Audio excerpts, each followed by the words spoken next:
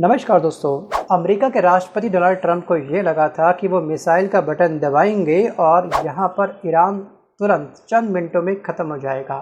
लेकिन यहाँ तो दोस्तों बीते कल के दिन बाजी पलट चुकी है, उलट चुकी है। प्यादा राजा के ऊपर बहुत बुरी तरीके से भारी पड़ चुका है।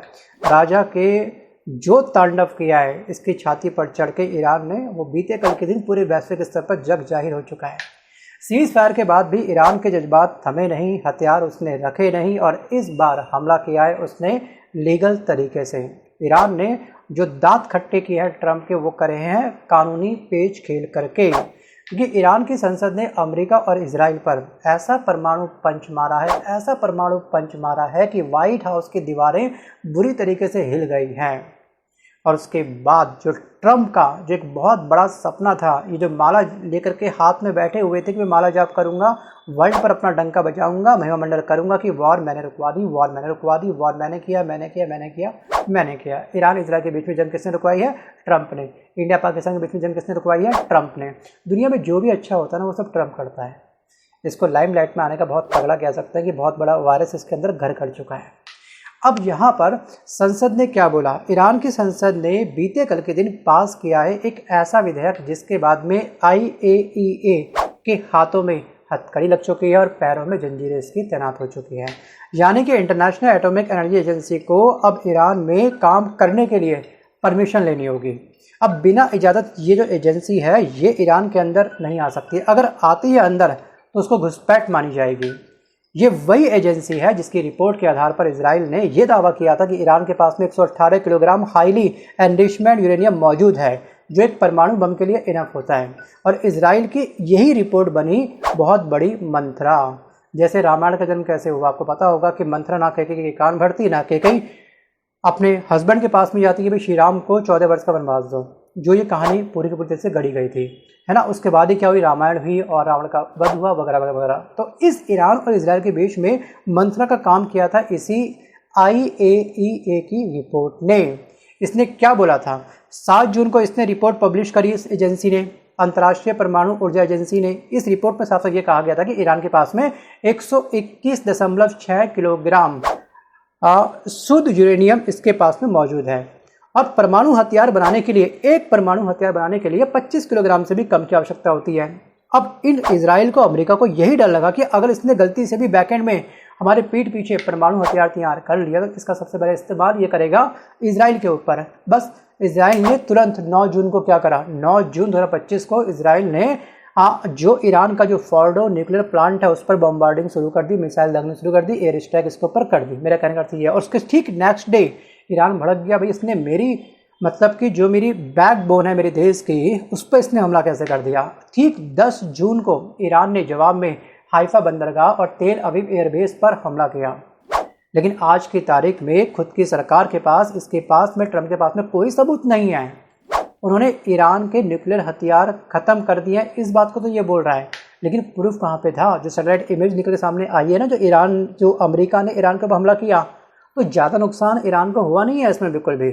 बट डंका तो भैया उनका फेवरेट गेम है कहीं ना कहीं डोनाल्ड ट्रंप का।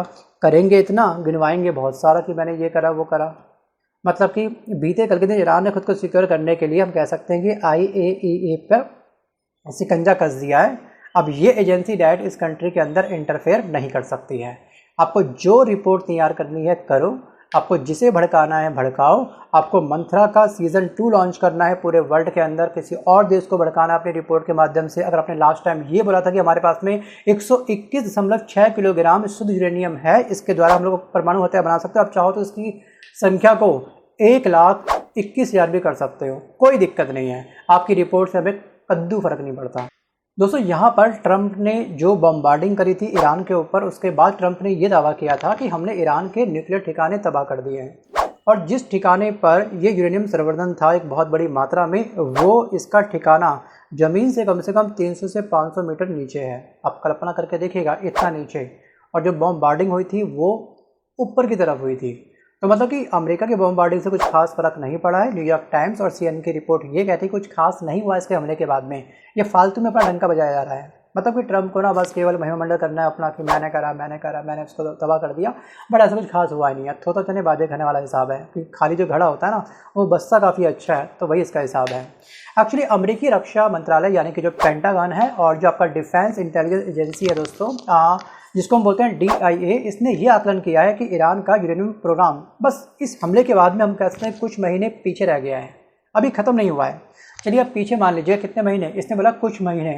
तो ईरान ने कहा ये दावा है कि हम इस साल के अंत तक अपना परमाणु हथियार तैयार कर लेंगे। वर्ल्ड के अंदर 9 देशों के पास में परमाणु हथियार, ध्यान रखिएगा। 1970 के तहत दोस्तों एक ट्रीटी हुई थी, एक संधि हुई थी जिसमें कमज़ोर देशों को इस ट्रैप में फंसाया गया था। इस ट्रैप में कि आप कोई भी परमाणु हथियार नहीं बनाओगे। विकसित देशों ने कमज़ोर देशों को इस ट्रैप में फंसाने का प्रयास किया था, बट उसके बदले हम आपको देंगे डिफेंस के सिक्योरिटी, फाइनेंशियली सिक्योरिटी। अगर कोई आपको हमारे देश के अंदर कोई भी इन्वेंट होता है साइंस का, उसका फॉर्मूला, उसकी ट्रेनिंग आपको प्रोवाइड करेंगे। कमज़ोर देश उस बहकावे में आ गए, यार हम पता नहीं कब तक विकास करेंगे, कोई भी देश हमको हमारे देश पर कब्जा ना कर ले, डर के मारे उन सब ने, मैक्सिमम देशों ने इस ट्रीटी पर साइन कर दिए थे। लेकिन पाकिस्तान ने और इंडिया ने इसमें साइन नहीं करे थे 1970 में, और उसके बाद ध्यान रखिएगा पाकिस्तान ने तक साइन नहीं करे थे। वो तब भी बहुत कमज़ोर था और हम भी काफ़ी कमज़ोर थे। 1970 में हर तरफ हमारा क्या चल रहा, अकाल का माहौल था। सोचिए सूखा पड़ा हुआ था बहुत तगड़े तरीके से। अगर हमने उस समय ट्रीटी में साइन कर चुके होते तो हम भी ईरान की तरह फंसे हुए होते, बहुत बुरी तरीके से फंसे हुए होते। बट ईरान ने करके दिखा दिया कि सच में हम किसी से डरने वालों में से नहीं है, जिसे जो करना करो। 1979 में इस्लामिक क्रांति हुई, नई सरकार बनी, कट्टरपंथी सरकार और ज़्यादा तगड़े तरीके से उभर के सामने आई। और पिछली सरकार ने जो साइन किया था 1970 में, उसको इसने क्या कर दिया, डिनाई कर दिया नई सरकार ने। और उसके बाद लगातार इजराइल, अमेरिका और ईरान के बीच में संबंध आपस में खटास में पड़ते हुए हमको दिखाई दे रहे हैं। अब दोस्तों यहाँ पर हम कह सकते हैं कि आज की तारीख में खुद ट्रंप की सरकार के पास में कोई सबूत नहीं है कि इसके पास कितना यूरेनियम संवर्धन है। बस IAEA की रिपोर्ट आ गई, उस रिपोर्ट को मान लिया इजराइल, अमेरिका ने बस एक्शन लेना शुरू कर दिया। अब दोस्तों यहाँ पर IAEA कोई एजेंसी नहीं है, अमेरिका की एजेंट है, ये साफ साफ बोला दोस्तों। ईरान ने एक एलिगेशन लगाया इस डिपार्टमेंट के ऊपर, और IAEA के डायरेक्टर है दोस्तों राफेल ग्रोसी। इन्होंने ये बोला कि हमारी रिपोर्ट से युद्ध नहीं हुआ है। ये तो एक पॉलिटिकल डिसीजन था कि हमको एक रिपोर्ट पब्लिश करनी पड़ती है, किस देश के पास में कितना संवर्धन है यूरेनियम का, हमको बताना पड़ता है। और यहाँ से ट्रंप के झूठ की पोल खुलने लगी। अमेरिका ये कहता है कि ईरान बम बना रहा है, लेकिन सैटेलाइट, जासूस रिपोर्ट सब मिला के भी कोई ठोस सबूत अब तक प्राप्त नहीं हुआ है। तो आखिरकार इजराइल के कान भरे तो भरे किसने, सवाल ये भी तो खड़ा होता है। क्योंकि ईरान में हुआ है दोस्तों आपका विक्ट्री सेलिब्रेशन, तेहरान के इनकलाब सेंक्राय पर हम कह सकते हैं कि यहाँ पर महिलाएं, बच्चे, जवान, बूढ़े सब झूम उठे हैं बीते कल के दिन जब ये सीज़ फायर हुआ है। सीज़ फायर से नहीं, एक्चुअली ये एक बहुत बड़ी जीत है ईरान की, एक बहुत बड़ा जश्न मनाया गया है। अब इजराइल का असली मकसद जो है ना, बस केवल मकसद ये है कि मुझे न्यूक्लियर हथियार अपने देश के अंदर तैयार करना है, और जो ज़रूरी भी है। अपने देश की सेफ्टी के बारे में सोचना गलत क्या है भाई, अपने परिवार के बारे में सोचना गलत क्या है, अपने बच्चों के बारे में सोचना गलत क्या है भाई। सोचिए वो सरकार है जिसका काम है अपने देश की उन्नति करना, अपनी जनता को सिक्योरिटी प्राप्त करवाना, तो वही नई सरकार कर रही है।